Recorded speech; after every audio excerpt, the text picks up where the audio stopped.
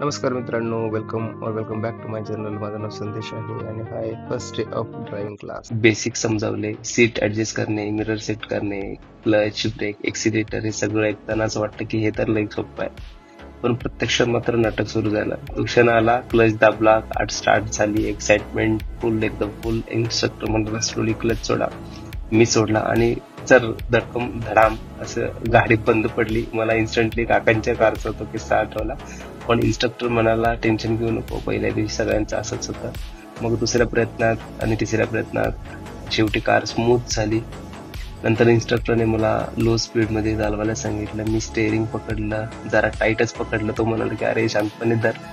Car कारला कसली भीती दाखवतोस, थोडं नर्वसनेस आणि थोडं कॉन्फिडन्स. गाडी पुढे जात होती आणि मला वाटत होतं की आज खरीखुरी सुरुवात झाली गाडी शिकायला. अजून असेच रिअल लाईफ स्टोरीज आणि ड्रायव्हिंग जर्नी पाहिजे असतील तर लाईक करा, शेअर करा आणि सबस्क्राईब करा. पुन्हा भेटू नवीन ब्लॉगमध्ये. धन्यवाद.